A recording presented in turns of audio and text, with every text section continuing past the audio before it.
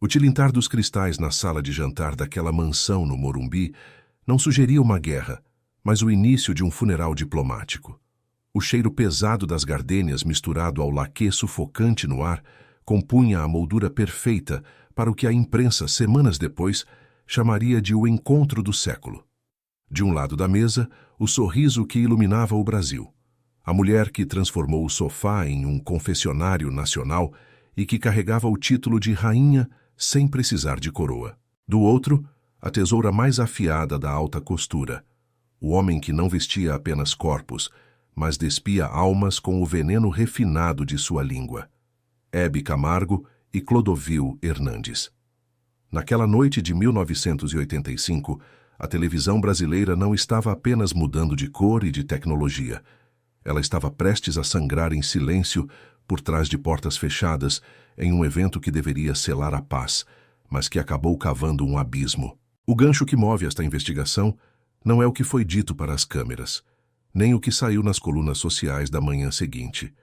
O que nos interessa é o que foi sussurrado entre o prato principal e a sobremesa, longe dos microfones da época. A pergunta que paira sobre as décadas e que muitos tentaram abafar é: qual foi o limite exato onde a admiração mútua, que parecia inabalável, se transformou em um desprezo tão profundo que nem a morte foi capaz de apaziguar? O objeto que simboliza essa ruptura definitiva não é um contrato rasgado ou uma fita de vídeo deletada, mas uma taça de cristal bacará com uma leve, quase imperceptível rachadura na borda. Um detalhe que passou despercebido por todos os magnatas e celebridades presentes, menos por um jovem.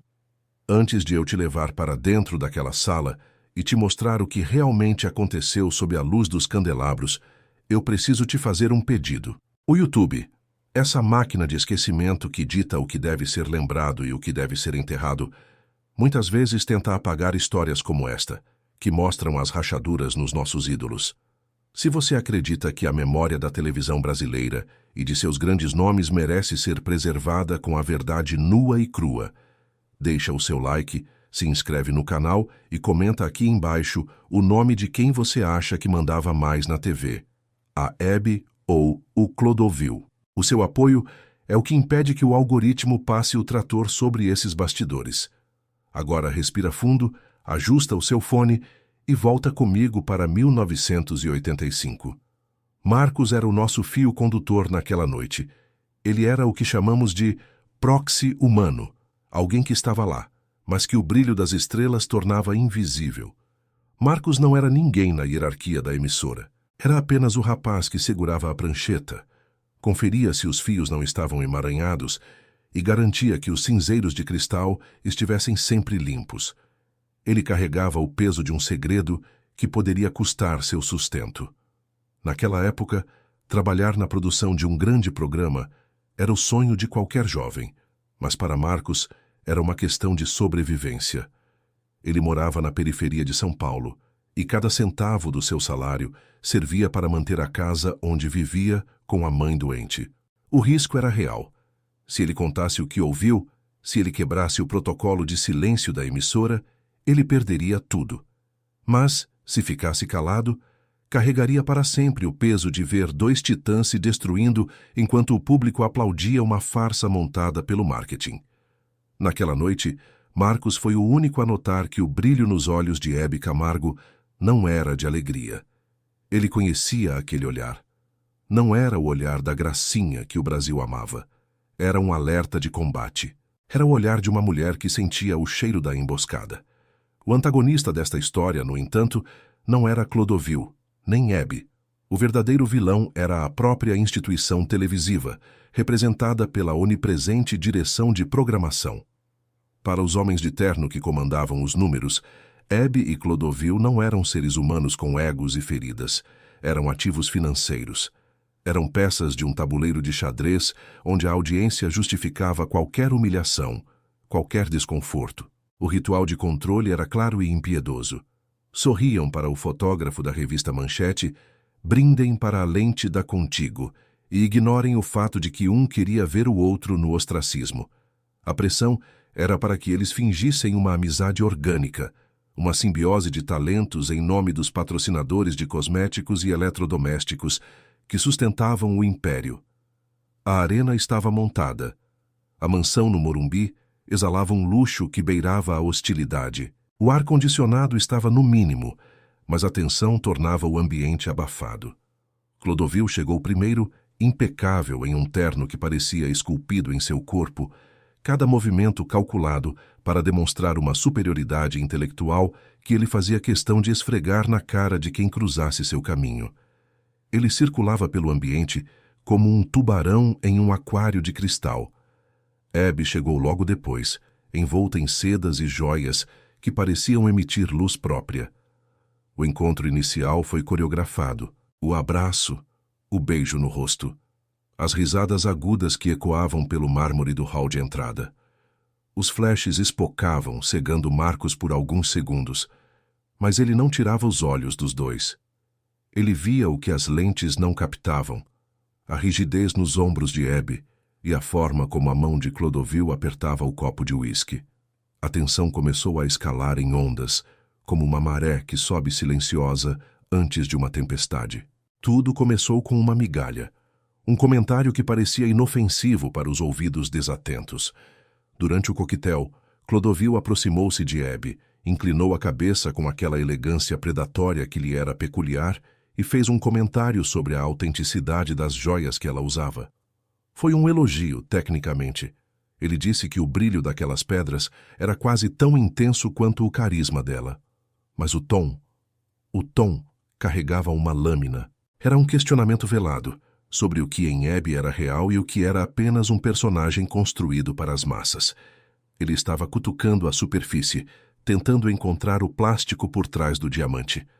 Abby, mestre absoluta na arte de desarmar bombas com uma gargalhada, não se abalou de imediato. Ela devolveu o golpe com a leveza de quem rebate uma bola de tênis. Olhou nos olhos dele, tocou em seu braço com aquela intimidade que só ela possuía e lançou uma pergunta sobre a solidão dos gênios.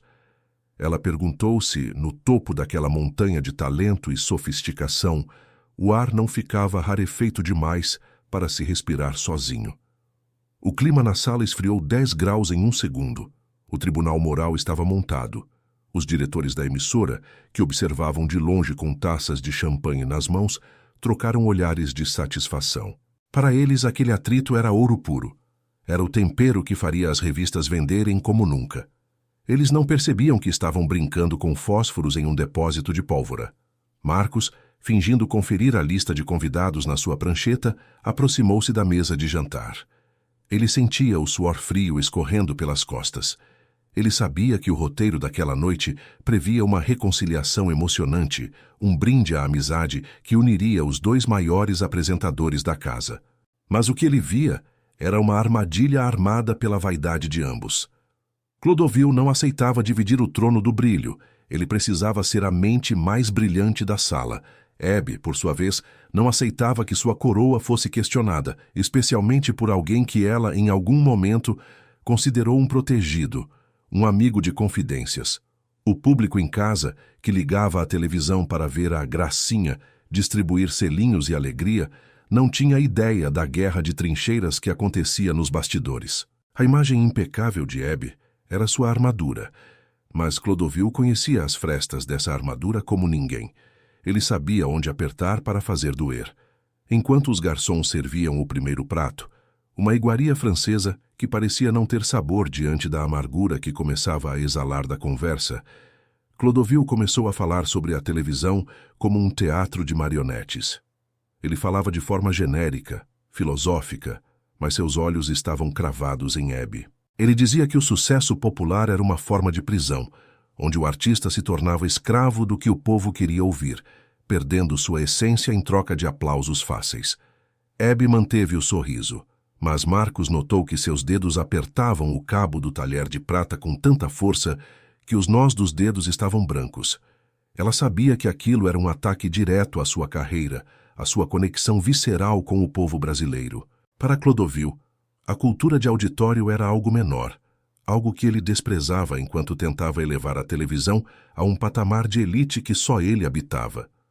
A divergência não era apenas de estilo, era de alma, e ali, entre o tilintar dos talheres e o murmúrio dos convidados, a rachadura na taça de cristal começou a se formar, não fisicamente ainda, mas na estrutura do que um dia foi uma aliança de poder. O diretor de programação, um homem de meia-idade com um sorriso cínico, aproximou-se da mesa e sugeriu que fizessem uma foto especial.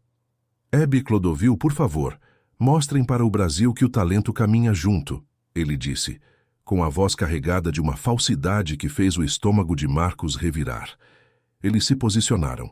Hebe colou seu rosto ao de Clodovil, os dentes à mostra, a luz refletindo nas joias e no cristal. Para quem veria aquela foto na semana seguinte, era a imagem da perfeição. Para Marcos, que estava a 2 metros de distância, era o som de um desastre iminente.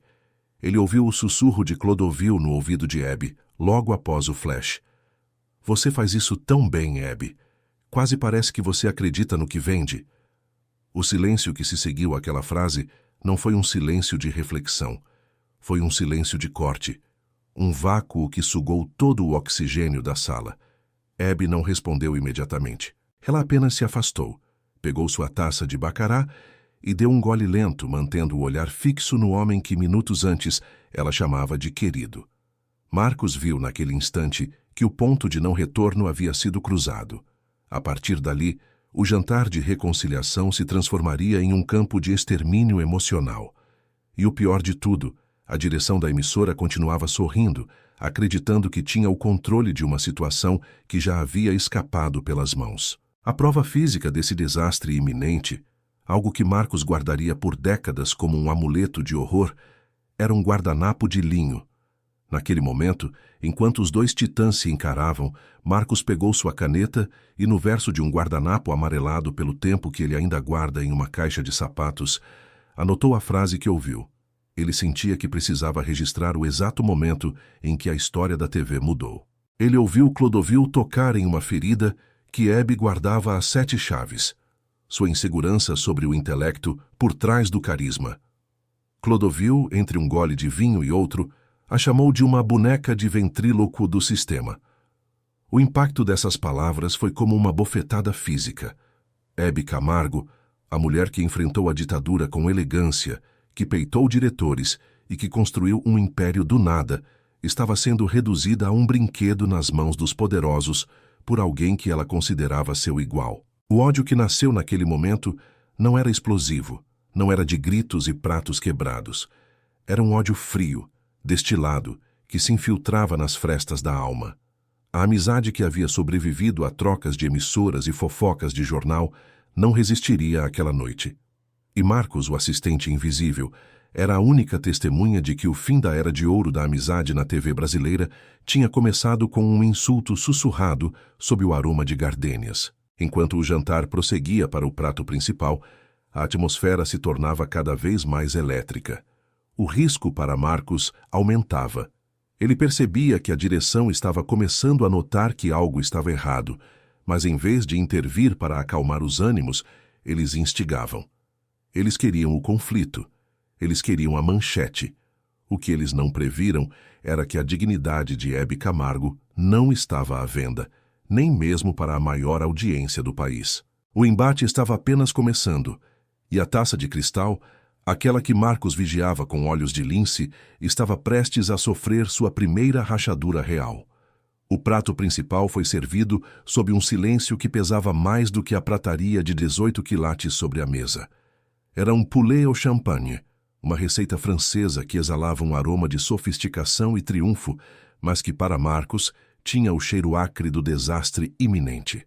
Ele estava posicionado a poucos metros da cabeceira, segurando uma rebatedora de luz para o fotógrafo oficial da emissora, que buscava o ângulo perfeito daquela reconciliação. Os braços de Marcos tremiam. Não era apenas o peso do equipamento, era o peso da atmosfera. Ele via, através do visor da lente que não era a sua, mas a de sua própria percepção, que as máscaras estavam começando a derreter sob o calor dos refletores e da raiva contida. A direção de programação, aquela entidade invisível que tudo vê e tudo cobra, não estava satisfeita apenas com a presença física dos 2 titãs. Eles queriam sangue, Ou melhor, queriam o simulacro do amor. Um produtor sênior, um homem que cheirava a cigarro caro e desespero por audiência, aproximou-se de Marcos e sussurrou: "Manda o fotógrafo chegar mais perto. Quero os dois brindando, olho no olho. A revista precisa dessa capa para ontem." Marcos apenas assentiu, sentindo o suor frio escorrer pelas têmporas.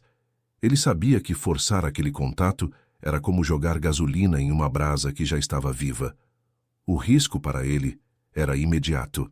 Se a Abby se irritasse com a intrusão, ele seria o primeiro a ser demitido por incompetência técnica.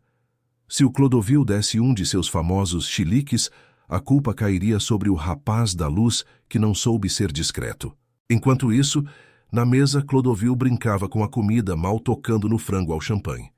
Ele usava o garfo como uma extensão de sua ironia, apontando para o prato enquanto lançava mais uma de suas flechas envenenadas. "Sabe, Abby, a televisão brasileira tem esse hábito fascinante de dourar a pílula. Eles pegam algo comum, colocam um pouco de molho francês e vendem como se fosse a 8ª maravilha do mundo. É como certas carreiras, não acha? Muita luz, muito laquê, mas o conteúdo... o conteúdo é tão efêmero quanto esse vapor." Ele falava sem olhar diretamente para ela, mas a direção de suas palavras era tão precisa quanto o corte de um de seus vestidos de alta costura. Abby Camargo, por um instante, deixou o sorriso cair. Foi um milésimo de segundo, um frame que só quem estava muito perto como Marcos conseguiu captar. Por trás daquela fachada de gracinha, havia uma mulher que vinha do rádio, que conhecia a dureza dos bastidores desde quando a TV ainda era em preto e branco. Ela sentiu a ferroada. O que Clodovil estava fazendo era um desmonte psicológico. Ele estava tentando dizer que ela era o molho francês daquela metáfora, algo feito para mascarar a falta de profundidade. O monólogo interno de Abby, naquele momento, deve ter sido um campo de batalha. Ela era a rainha, a mulher que falava com a dona de casa e com o presidente com a mesma naturalidade. Mas, diante de Clodovil, ela se sentia testada em um terreno que ela sempre evitou, o da validação intelectual. Antes de continuarmos esse mergulho no abismo emocional daquela noite, para um pouco e olha ao seu redor. Você percebe como a história se repete? Como a indústria tenta, até hoje, enquadrar personalidades gigantes em moldes pequenos para vender cliques e assinaturas? O algoritmo do YouTube faz exatamente o mesmo. Ele tenta esconder o que é complexo e valorizar o que é superficial. Se você acha que a verdade por trás desse jantar precisa ser dita, se você não quer que a memória desses dois gênios seja apenas uma nota de rodapé distorcida, deixa o seu like. Se esse bastidor está mexendo com você, deixa um comentário com a palavra bastidor. É assim que a gente avisa ao sistema que aqui a gente preza pela história real. Agora volta comigo para o Morumbi, porque o clima vai ficar ainda mais gelado. O momento de aprofundamento emocional chegou quando o vinho começou a fazer efeito, não como um relaxante, mas como um soro da verdade distorcido pelo ego. Clodovil olhou para a taça de baccará, a mesma que Marcos notara ter uma rachadura minúscula na borda, e começou a falar sobre a solidão. Eles nos amam enquanto somos úteis, Abby. Enquanto o sofá está cheio e as luzes estão acesas. Mas quando as luzes apagam, o que sobra? No seu caso, sobra o aplauso de quem não entende uma vírgula do que você realmente é. No meu, sobra a clareza de que eu sou bom demais para esse circo. Havia uma dor genuína na voz dele, uma amargura de quem se sentia um gigante em uma terra de anões. Mas essa dor era usada como arma. Ele queria que Abby admitisse que ela também se sentia uma farsa. Ele precisava que ela descesse do trono da unanimidade nacional para habitar com ele o pântano da incompreensão. Mas Abby não era de se entregar ao pessimismo. A alma dela era feita de sol, mesmo que esse sol tivesse manchas. Ela respirou fundo, e Marcos viu o peito dela subir e descer sob o colar de pérolas. Ela respondeu, não com um grito, mas com uma voz carregada de uma autoridade que fez o fotógrafo parar de bater as fotos por um instante. Clodovil, você chama de circo o que eu chamo de vida. Você chama o povo de ignorante, porque eles não usam as suas palavras difíceis, mas são eles que nos dão o pão. A diferença entre nós dois não é a inteligência, É que eu gosto das pessoas, e você só gosta do espelho. O golpe foi seco. A verdade de Hebe atingiu Clodovil no ponto mais sensível de sua existência. Sua profunda necessidade de ser amado e sua incapacidade crônica de permitir que esse amor fosse simples. A sala de jantar, que já estava tensa, tornou-se um campo minado. Marcos sentiu que a qualquer momento alguém se levantaria e o evento acabaria em escândalo público. Mas a instituição tinha outros planos. Foi nesse instante que a virada aconteceu. Um assistente de direção, vindo direto do telefone no hall de entrada, entrou na sala de jantar com um envelope nas mãos. Ele caminhou até o diretor de programação e entregou a mensagem. O diretor leu, abriu um sorriso predatório e se levantou. Ele interrompeu a conversa, ignorando o clima de guerra fria, e anunciou: "Senhores, acabamos de receber um comunicado da presidência da emissora. O público está enlouquecido com a notícia deste jantar. As revistas querem uma prova definitiva da amizade de vocês. A direção exige que, para selar este encontro, vocês deem um selinho para a posteridade. Agora, para a capa da revista." O pedido foi como um choque elétrico. O selinho, que anos depois se tornaria a marca registrada de Hebe, ali, naquele contexto, era uma imposição humilhante. Era a instituição televisiva exigindo que eles performassem uma intimidade que havia acabado de ser assassinada pelas palavras de Clodovil. Para Hebe era ser tratada como a boneca de ventríloco que ele a acusara de ser. Para Clodovil era submeter sua arte superior a um gesto de marketing barato. Marcos viu o rosto de Clodovil se contrair em um esgar de nojo. Ele viu Hebe olhar para a taça rachada, como se procurasse nela uma resposta. A pressão era absoluta. Se eles recusassem, estariam desafiando o poder máximo da emissora que pagava seus luxos e mantinha seus nomes no topo. Se aceitassem, estariam assinando o atestado de que suas almas pertenciam ao departamento de marketing. O ritual de controle da televisão brasileira dos anos 80 estava atingindo seu ápice. A transformação da dor real em entretenimento lucrativo. A tensão física era palpável. O fotógrafo posicionou a câmera. O diretor de programação fez um sinal para Marcos subir a luz. O reflexo nos cristais Baccarat tornou-se ofuscante. Clodovil olhou para Hebe. Hebe olhou para Clodovil. Entre eles, não havia mais o carinho dos anos de amizade no rádio. Havia apenas o cálculo de sobrevivência em um sistema que devorava quem não sorria para a foto. A mão de Hebe alcançou a base da taça. Marcos prendeu a respiração. Ele sabia que o que aconteceria a seguir não seria um gesto de amor, mas o último ato de uma peça trágica que o Brasil levaria anos para entender. O silêncio daquela sala, quebrado apenas pelo zumbido dos refletores, era o som de uma amizade sendo vendida em troca de uma capa de revista. Mas será que eles teriam coragem de ir até o fim? Ou a rachadura na taça finalmente se tornaria uma quebra definitiva? O silêncio que se seguiu ao pedido do diretor de programação foi mais cortante do que qualquer insulto que Clodovil pudesse ter proferido. Marcos, imóvel com a rebatedora de luz, sentia o coração martelar contra as costelas. Ele olhava para Hebe e via por baixo das camadas de maquiagem impecável e do brilho das esmeraldas uma mulher que estava sendo encurralada pela própria máquina que ela ajudou a construir. O selinho, que anos depois seria o símbolo máximo de sua liberdade e afeto, estava ali sendo usado como uma coleira de ouro. A direção de programação queria o espetáculo. Eles queriam a prova de que a rainha e o gênio eram propriedades da emissora, prontos para performar qualquer coreografia em troca de um ponto a mais no Ibope. Clodovil Hernandes soltou uma risada curta, seca, que não carregava nenhum traço de humor. Ele olhou para o diretor com um desprezo que faria qualquer homem comum recuar. Mas os executivos da TV brasileira dos anos 80 tinham a pele grossa, blindada por números de faturamento. "Vocês são tão previsíveis", disse Clodovil, a voz agora num tom baixo, quase um rosnado elegante. "Querem que a gente se beije para que o público ignore que nos odiamos? Querem que eu valide essa farsa?" Ele então virou o rosto para Hebe, E o que Marcos viu nos olhos dele não era ódio, mas algo muito pior, uma decepção profunda. Clodovil esperava que Abby, sua parceira de tantas décadas, se levantasse e chutasse a mesa.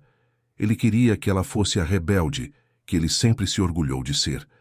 Mas Abby Camargo era diferente. Ela entendia o jogo de uma forma que Clodovil nunca entenderia. Para ela, a televisão não era apenas um palco para o ego. Era um compromisso com o público que a esperava toda semana. No entanto, naquele jantar, o limite havia sido atingido. O insulto de ser chamada de boneca de ventríloco ainda ecoava em seus ouvidos, misturando-se à pressão cínica da diretoria. Ela olhou para a taça de cristal Baccarat à sua frente. A luz dos refletores batia na pequena rachadura na borda, criando um prisma de cores que parecia sangrar sobre o linho branco da mesa. Antes de eu te contar o que aconteceu no segundo seguinte, nesse instante congelado no tempo, eu preciso que você entenda uma coisa. O que você está prestes a ouvir não está nos registros oficiais. O YouTube é uma máquina de esquecimento que prefere as versões coloridas e felizes da história. Mas nós estamos aqui para manter o eco da verdade vivo. Se você sente que essa investigação tocou em algo real, se você valoriza esses bastidores que as grandes redes tentaram apagar, clica no botão de curtir. E se você quer ser avisado quando trouxermos à tona o próximo segredo da era de ouro da nossa TV, se inscreve agora. A gente só tem você para garantir que esses momentos não sumam no vácuo do algoritmo. Agora, volta comigo para aquele silêncio ensurdecedor no Morumbi. Abby levantou-se. Não houve pressa. Não houve drama excessivo. Houve apenas a majestade de quem sabe que o trono é seu por direito, e não por concessão de um contrato. Ela não olhou para o fotógrafo, nem para o diretor. Ela olhou para Clodovil. Por um breve segundo, o tempo pareceu parar. Marcos viu o momento em que a decisão foi tomada. Abby esticou a mão e tocou o rosto de Clodovil com uma delicadeza que parecia um adeus. O Brasil quer o nosso brilho, Clodovil, mas eles não merecem a nossa sombra. Ela sussurrou. Foi uma frase manifesto. O reconhecimento de que ambos eram prisioneiros de suas próprias lendas. Ela não deu o selinho. Em vez disso, Abby pegou a taça de cristal Baccarat e a depositou no centro da mesa com uma força milimétrica. O som do vidro batendo no mármore por baixo da toalha foi seco. Foi nesse instante que a rachadura quase invisível finalmente se abriu. Um estalo fino, como o de um coração se partindo em silêncio. Abby virou as costas e caminhou em direção à saída. O barulho de seus saltos no chão de mármore era a única trilha sonora de um evento que havia acabado antes mesmo da sobremesa. O diretor de programação gritou desesperado. Abby, onde você vai? Temos as fotos da sobremesa, o brinde final. Abby não parou. Ela apenas levantou a mão em um aceno vago sem olhar para trás. Clodovil permaneceu sentado, imóvel como uma estátua de cera. Ele olhou para a taça rachada no centro da mesa e, pela primeira vez na vida, não teve nenhuma frase ácida para dizer. Ele sabia que naquela noite ele tinha perdido a única pessoa que realmente o entendia naquele hospício de vaidades. Marcos, o assistente invisível, viu tudo ser desmontado em minutos. Os refletores foram desligados, os fotógrafos guardaram suas câmeras com caras de tacho e os diretores começaram a discutir como limpar a barra com a imprensa. Ninguém se importava com o que tinha acabado de morrer ali. Marcos aproximou-se da mesa enquanto os garçons começavam a limpar a sujeira. Ele viu o guardanapo de linho onde tinha anotado as frases de Clodovil. Estava manchado de vinho, um rastro vermelho que parecia uma ferida aberta. Ele o dobrou cuidadosamente e o colocou no bolso da calça. Ele também viu a taça. A rachadura agora atravessava todo o corpo do cristal. Ele sentiu uma vontade súbita de pegá-la, de guardar aquele pedaço de ruína, mas um segurança da mansão o empurrou para o lado. A taça foi jogada em um saco de lixo comum, junto com os restos do frango ao champanhe. O payoff dessa história é muito mais cruel do que qualquer escândalo público. O público esperava uma lavagem de roupa suja no palco, uma briga épica com gritos e ofensas. O que aconteceu nos anos seguintes foi a indiferença absoluta. Um blackout emocional que durou até o fim da vida de ambos. Abby passou a tratar Clodovil como um fantasma, uma presença que não habitava mais o seu universo. Clodovil, por sua vez, passou a tratar Abby como uma caricatura de si mesma, atacando-a em entrevistas com uma amargura que cheirava a arrependimento. Eles nunca mais dividiram um sofá, nunca mais brindaram, nunca mais foram os amigos que confidenciavam medos nos camarins do rádio. A consequência foi o isolamento de ambos em suas próprias lendas. Abby seguiu sendo a rainha, mas o selinho que ela passou a distribuir para todos os seus convidados no SBT, anos depois, carregava uma ironia trágica que poucos percebiam. O beijo que ela se recusou a dar por obrigação naquela noite de 1985 tornou-se seu escudo. Ela o transformou em algo dela, algo que ninguém poderia exigir ou controlar. Era a sua forma de dizer que ela mandava no próprio afeto. Clodovil seguiu sua trilha de gênio incompreendido, saltando de emissora em emissora, sempre cercado por um luxo que não conseguia preencher o vazio deixado por aquela amizade quebrada. Quem pagou o preço real foi o espectador. Nós nunca mais vimos a química explosiva desses dois titãs juntos. Perdemos a chance de ver o que aconteceria se o brilho de Abby e a acidez de Clodovil tivessem encontrado um ponto de equilíbrio fora das garras dos executivos. E houve o preço pago por Marcos. Ele nunca contou o que ouviu naquela noite enquanto trabalhava na TV. Ele cumpriu o pacto de silêncio, mas o peso daquelas palavras o acompanhou por toda a vida.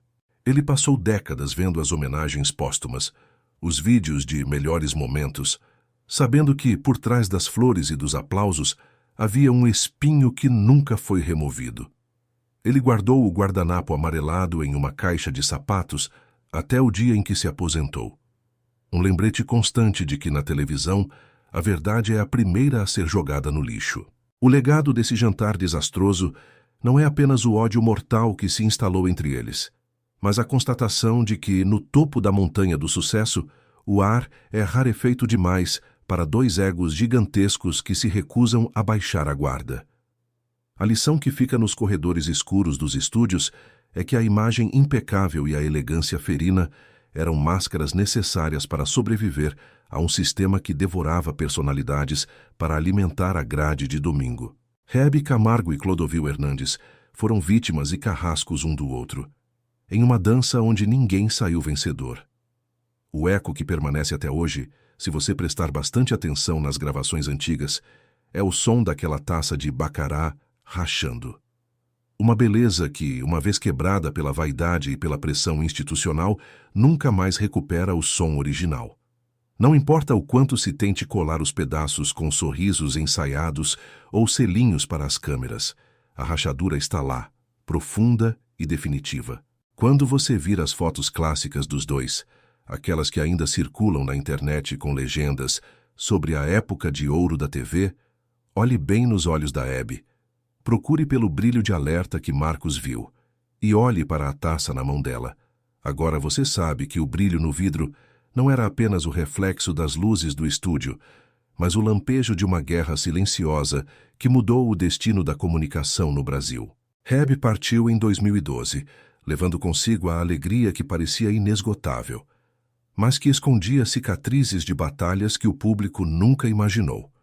Clodovil partiu alguns anos antes, em 2009, envolto em polêmicas e numa solidão que ele mesmo cultivou como uma obra de arte. Eles se foram sem o perdão público, sem o grande encontro de reconciliação que os diretores tanto sonharam. A TV brasileira seguiu em frente, mais tecnológica, mais rápida, mas talvez com menos alma. Marcos hoje é um senhor que caminha pelas ruas da periferia, anônimo, carregando a prancheta da memória. Às vezes, ele olha para o céu e lembra do cheiro das gardênias e do som do cristal quebrando. Ele sabe que a televisão é feita de ilusão, mas que a dor dos que vivem dentro dela é terrivelmente real. E a moral que fica para todos nós, que assistimos do outro lado da tela, é que o prestígio é uma moeda de face dupla. De um lado, a glória. Do outro, o preço de perder a si mesmo para continuar sendo um ídolo. A história de Abby e Clodovil termina aqui, mas o eco daquela noite no Morumbi continua vibrando, sempre que uma luz de no ar se acende. Porque, no fundo, todos nós estamos apenas tentando não deixar a nossa própria taça rachar sob o peso do que os outros esperam de nós. Que a memória da rainha e do gênio nos lembre que a autenticidade tem um custo, e às vezes esse custo é o silêncio eterno entre dois amigos. Eu te vejo no próximo bastidor, na próxima história proibida, porque enquanto houver memória, a televisão nunca estará realmente desligada. Até a próxima e lembre-se, a verdade sempre deixa um rastro, nem que seja num guardanapo manchado de vinho.